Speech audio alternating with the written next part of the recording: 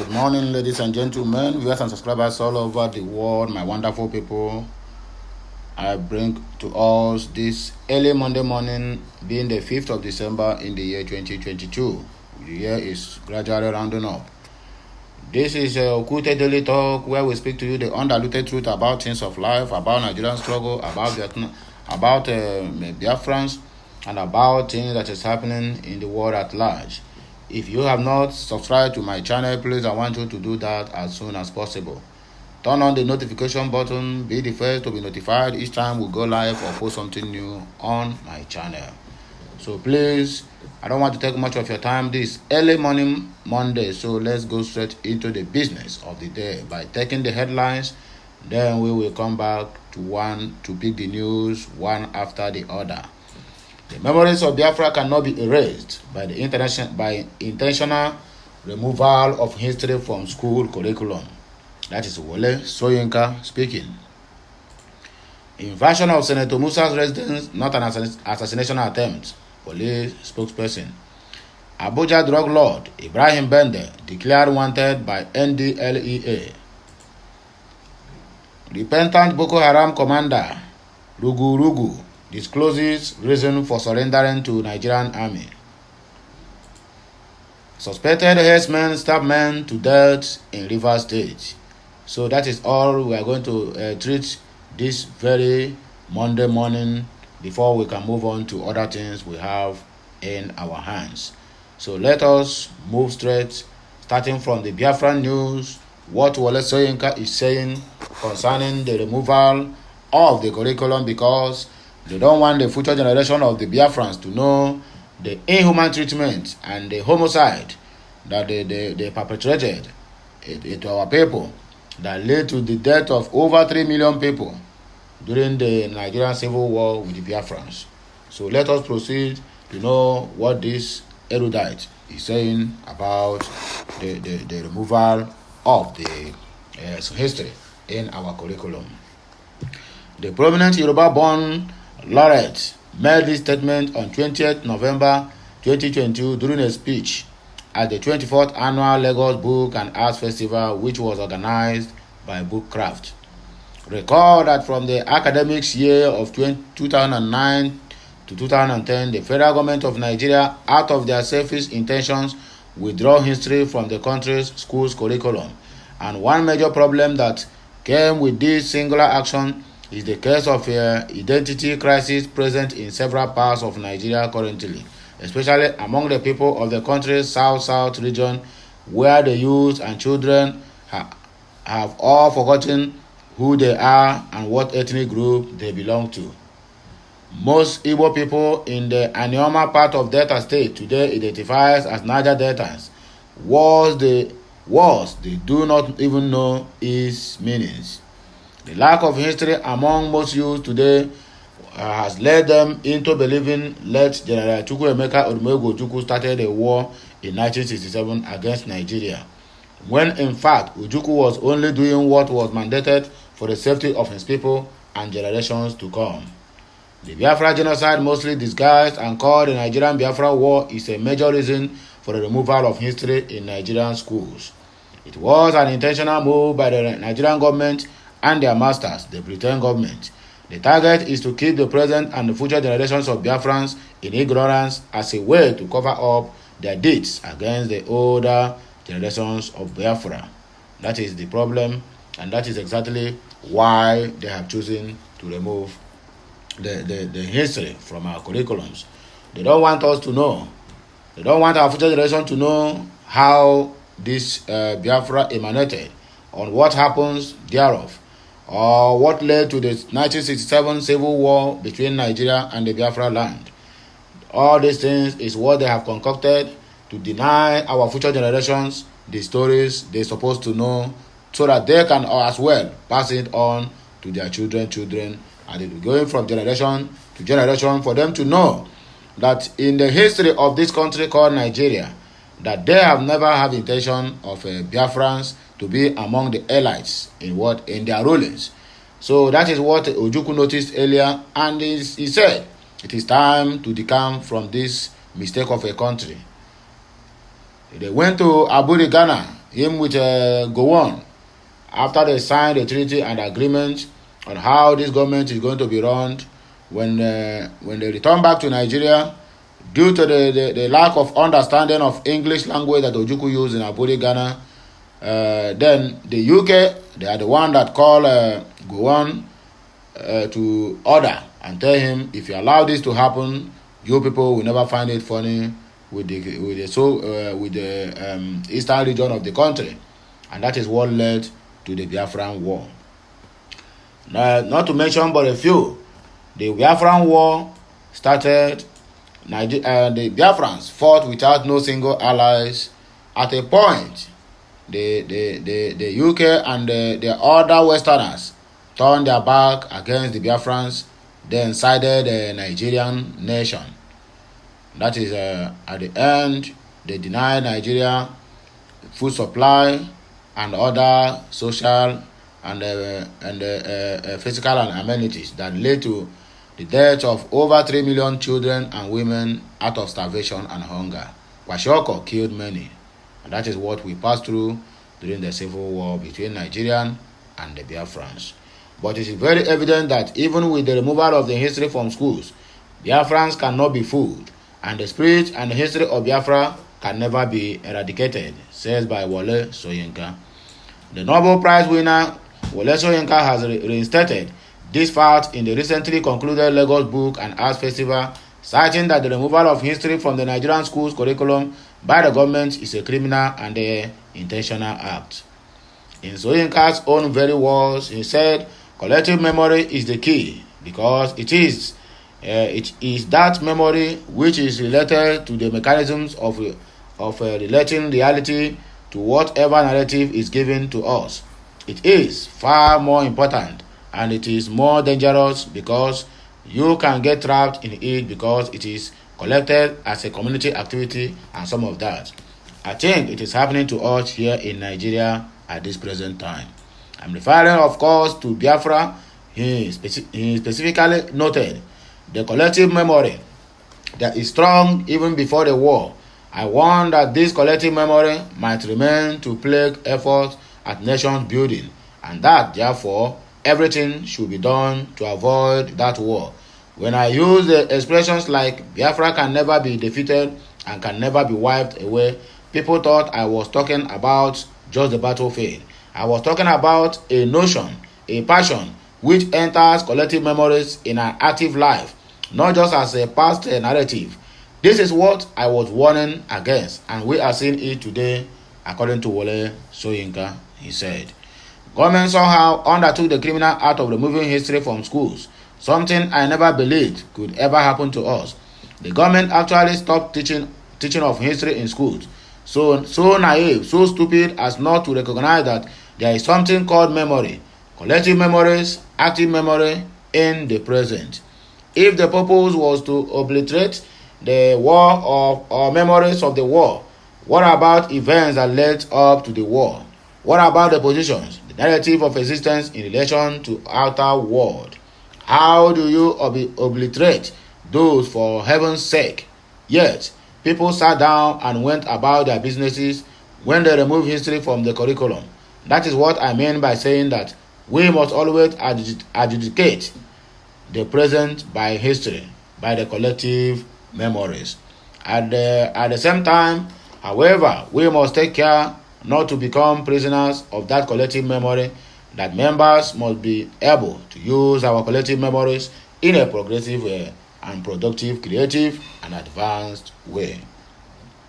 This was the professor should be a caution to the Nigerian government. They should stop fighting a war they cannot win, even in million years, according to Wole Soyinka. The Biafran spirit lives on, and the earlier the government of Nigeria accept this, the better it is for them and for everyone living in that same mistake of a country, according to Wole Soyinka. Nigerian government should release Mazi Nnamdi Kanu in line with the pronouncement of the court, and also release all Biafrans that have been illegally abducted and detained by Nigerian security agents.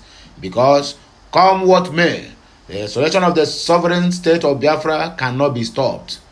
This is a man that have come out to speak this, not once, not twice, and I hold you in the highest esteem. Wole Soyinka, despite the fact that sometimes you do like a chameleon, but notwithstanding your age.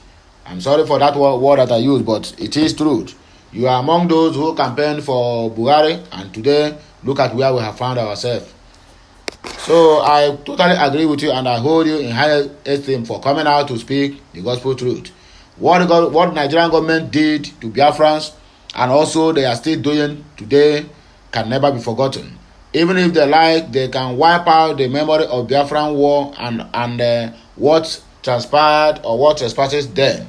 But it can never be wiped out from our memories. We have this in our minds, soul and body, anywhere we go, whatever we do, and anywhere we find ourselves. Biafrans still remain fresh. The anger of what the Nigerian government and UK and the genocide they committed in the Biafra land, and also the one they committed in Delta, is still fresh in our memory. The genocide can never be forgotten and can never be even wiped out. Even if they decide to erase it from the books, then what happens to the history in our minds? What happens to Google? Now, Google has made everything so easy. If you want to find out what caused the Nigerian Biafran war, go to the Google, you'll find it. Yes. If you're thinking that, okay, we are not teaching history in our schools or include it in our curriculum, we made the Biafrans to forget the inhuman treatment that we have been receiving, or we did receive then, that caused the war. You lied. The government of Federal Republic of Nigeria. We must always remember this history, and it will remain fresh in our memory. So let's go straight into another news as we are rounding up. Invasion of Senator Musa's residence, not an assassination attempt. Police spokesperson. The Niger State Police Command has denied claim that there was an assassination attempt on the lawmaker representing Niger East Senatorial District, Senator Sani Musa. Okute News report that gunmen invaded the residence of the senator along the popular old Ahiri Clinic Road, Tongwa area in Mina, the state capital, on Saturday night. Hours after the incident, former Minister of Aviation Femi Fani-Kayode claimed that the attack on the residence of the Senator Musa was a plot to kill him and his family. In a statement on Sunday by its spokesperson DSP Abiodun Wasiu, the State Police Command said the invasion of the residence of the senator was not an assassination attempt as claimed by some people. The State Police spokesman disclosed that the invasion of the lawmaker's home was a cause of criminal conspiracy and impersonation. 4 arrested over invasion of Senator Musa's residence. Wasiu also revealed that 4 people have been arrested over the invasion of Senator Musa's residence, while 2 other suspects in military uniform are on the run. He said the suspect claimed to have been acting based on information after lodging in a hotel in Mina ahead of the planned attack on Musa's house. Wasiu added that the suspect confessed to have secured the service of 2 people in military uniform to accompany them to the residence of the senator. The PPRO said the suspect confessed that they were mobilized by one sheriff to search the residence of the senator on the basis that he kept foreign currencies. It is easy for them to bring all these ones. Look at how they sampled them. Look at how they brought their pictures to light. But you people keep claiming you have defeated insurgents, you have killed 1 million, you have killed 10 billion. No single photo, no single even a video footage that shows all these things. Can you see you people are not telling yourself the truth? You keep lying to the poor masses. The more you lie, and the more the bandits and the terrorists and the rest of them wreak havoc in the lives of the poor masses, which are also looking for their breadwinner on daily basis. He said the 2 men in military uniform took to their heels when it was discovered that their plans had been foiled after the security agents stormed the lawmaker's residence to apprehend the suspects. The PPRO said that the 4 suspects were arrested with the Toyota Sienna vehicle, adding that the suspects have been transferred to SCID Mina for discreet investigations. The state police spokesperson said that the suspects arrested include Oladele Peter Akano, 49, Abdul Salisu, 31, Felix Clarkson, 47, and Babangida Alhaji, 39, all from Abuja. He said the fact of the incident is that on 03/12/2022 at about 19 hours, based on a distress call received that some strange suspicious person driving a Toyota Sienna vehicle with registration number NOFKJ H14GP invaded the house of a senator located at Tudunwada, Mina. During interrogation, the suspect claimed that they were mobilized by one sheriff, a purported whistleblower who was reportedly claiming to be working with the security agency at Abuja but presently at large. They said the sheriff invited Akano, who is a teacher in a private school in Abuja. He also invited Clarkson, an instructor in a private institute, Isimo, Abuja. Salisu, who is a plumber from Gwagwalada, provided a hammer and chisel for housebreaking, and Babagana Alhaji with 5 others presently at large.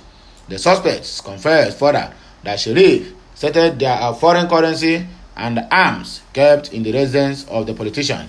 Hence, they traveled from Abuja to Mina for a purported evacuation of such without any warrant. And that is all you need to know about Senator Sani's house invasion. Abuja drug lord Ibrahim Bende have been declared wanted by the Nigerian Drug Law Enforcement Agency. The Nigerian Drug Law Enforcement Agency has declared that Abuja drug lord Ibrahim Momo, popularly known as Ibrahim Bende, wanted. Okuteni reported that the spokesperson of the agency, Femi Babafemi, made this known in a statement on Sunday in Abuja. The NDLEA spokesperson said the drug lord had escaped from prison custody to return to his criminal trade. Babafemi said though the fleeing drug dealer is still at large, his warehouse keeper, 55-year-old Ghanaian Richard Fosun Gordon, was also arrested. He said operatives of the NDLEA had stormed the warehouse of the notorious drug lord, where 81 jumbo bags of cannabis weighing 1,278 kgs were confiscated. Babafemi said Momo was first detained on 27th of November 2014 with the same substance, weighing 385.1 kilograms. Persecuted, convicted, and sentenced to 7.5 years in prison on 22nd April of 2020, but escaped from jail after 3 months. 60-year-old grandma arrested. In a related development, Babafemi said NDLEA operatives also arrested a 60-year-old grandmother, Mrs. Ibnoson Sandra Esther, during its operation in Ibadan. He said during the operations, 5,527.15 kilograms of methamphetamine, and cannabis sativa, as well as 139,090 tablets of tramadol and 2,000 bottles of codeine were seized by the NDLEA across 5 states and Federal Capital Territory Abuja in the past week. The grandma, Mrs.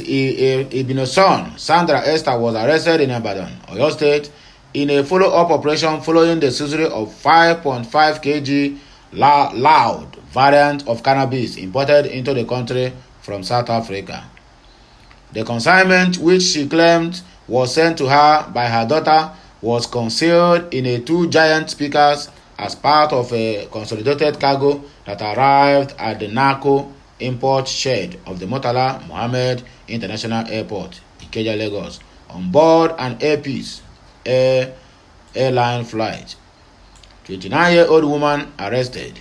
Babafemi said operatives of the agency on Saturday, 3rd December, arrested a 29-year-old pregnant woman, Kate Ibinabo, with 34.4 kilograms of cannabis sativa in the Okreka area of Rivers State. The chairman and the chief executive of NDLEA, Brigadier General Muhammad Buba Mawa, retired, has however directed that she be granted administrative bail pending when she would deliver her baby and thereafter return for her prosecution, according to the NDLEA General. Abuja Drug Lord, thank you for presenting yourself. You will have taken to your heels. Don't worry. Akana will go for Aka very soon. Repentant Boko Haram commander Rugurugu, the closest reason for surrendering to Nigerian army. A Boko Haram commander Malam Adamu Rugurugu has disclosed the reason for surrendering to Nigerian army. Okute News report that Rugurugu and many other Boko Haram and Islamic State in West African province Iswap terrorists surrendered to troops of Operation Hadinkai following air and ground attacks on their locations. Speaking to reporters in Maiduguri, Rugurugu said him and many of his fighters decided to surrender following the entreaties and personal intervention of Governor Babagana Zulum of Borno State. He claimed that the governor heard about him and persuaded him and his followers to come out, adding that Zulum said many fighters will follow him if surrender to the military. The repentant terrorist said he got his name from his ferocious fight against military forces, adding that his activities were brutal. He said he was now realized that what he was doing was not right and government was sincere in receiving them. Rugurugu added that he had decided to assist in convincing many fighters to come out of the bush and surrender. He said, "Yes, I am one of the commanders. I got the name Rugurugu, which means no mercy, from the battlefield. In the battlefield, I was very dangerous because I usually destroyed everything in my way. I was fearless. These scars and marks you are seeing all over me is due to the fact that I was fearless. The governor heard about me and knew that if I am persuaded to come out, many fighters will follow me, and that is how we came out and surrendered." So, what is the something special about this that they're bringing into news? That you surrender to the Nigerian government is indication that they are planning to recruit more Boko Harams into the army, so that they will be sent to East to go and kill the Easterners, the Biafrans, and the occupants of the land, so that they can have their way to take over our land, which is not possible and which they can never ever try, not now and not ever. So if you are being a repentance Boko Haram or whatever it's being called, if you like, you can turn to pastor. For all, we don't care. Just remain where you are in the north. Let them never bring you, just like they bring the GOC in Enugu State, who goes anywhere with his entourage of headers and the bandits. So whenever any operation they are doing, if you call this man, call him from now till tomorrow, he will never respond to any calls. Not until when all those people, they have finished, because they have intel who gives them of information when to strike and when not to strike. And during that time of striking, their commander, which is the GOC of Enugu, Musa Ibrahim or whatever his name being called, can never send any man to the rescue of the residents until they accomplished their mission. That is how you people keep telling us that this one Nigeria will work. I never see it working, not now and not ever in this life. Suspected herdsmen stab man to death in Rivers State, in River community. A young man identified as Emeka Wobido from Obele community in Emohua local government area of Rivers State has been killed by suspected herdsmen operating in the community. Some herdsmen in the community had last week alleged that indigents of the Obele community killed over 20 of their cows and allegedly threatened to deal with the people. The threat was said to have been reported to the Emohua local council authorities, which also intervened. Some persons in the community on Sunday alleged that Wobido, who was found lifeless in farmland within a boundary between Obele and Elele communities, was stabbed to death by the suspected herdsmen in a reprisal attack over the alleged killing of their cows. The youth president of Obele community, Richard Amade, who confirmed the incident, expressed displeasure over the killings even while the council authorities were trying to resolve the crisis. He called on the government and security agencies to intervene urgently in the matter. Police officers attached to the Rumoji police station have taken away the corpse to unknown destination. So my great people of Biafra, the lovers of freedom and the lovers of mankind, we are rounding up. We have one more news to give. So this is the last but not the least. Let us continue. Ametoku parades 5 suspected armed robbers in Osun State. The Western Security Network Agency, aka Ametoku, has warned criminals and criminally minded individuals operating in Osun to desist from the activities or face the full weight of the law. This warning was issued on Sunday by Amitolu Shitu, the Osun Ametoku field commander, while parading 5 suspected armed motorcycle thieves who were arrested in various parts of the state. Shitu, while assuring residents of the state that the security outfit would ensure a crime-free attitude, also advised criminals to relocate from the state as the agency is ready to take the battle to the criminals' hideouts. Shitu, who revealed that the suspects were arrested during routine night patrol at Ife and Osun Expressway and Isade Ogbomosho Road while trying to escape to Oyo State with stolen motorcycles, added that after their arrest, they later confessed during the investigations. The suspects include Tayo Oguniran, aged 30 years, Adeboye Olumoyore, 32 years old, Hamzat Shu, 21 years, Awal Hassan, 34 years, Zaradin Bello, 25 years, and Osman Umaru, aged 25 years. They were arrested after stealing Bajaj and TVS motorcycles in Ifon, Osun, and Ilesha, and heading to Bomosho and Ibadan to sell them to their customers. They admitted to having committed the crime and explained that they have been in the business for a very long time. Now, every day for the thief, one day is for the owner of the house, and there will be no mercy. You people should go and answer to the government why you people have chosen to disgrace your families. They further confessed that it was their 5th time of stealing motorcycles and transporting it to Bomosho and Ibadan, he said. He disclosed that the security outfit is currently carrying out a discreet investigation to arrest other gang members involved in the act and urged members of the public to support Ametoku Osun by revealing the identity of criminals around each home, while assuring that the suspect will be charged and transferred to the police, who will then charge them to court. Shitu appealed to residents of the state to be security conscious at this time. He added that during the period of Christmas and New Year, many unthinkable things happen in the societies, which called for vigilance on the part of the populace. So, this is general public. You people have to take note. I repeat, you people have to take note. Report anyone you think is among the bad eggs in our communities, in your homes. Even if it's your brother, as long as he's making life unbearable for the indigents of that particular area, report them to any security operatives. They will cure their madness in no time.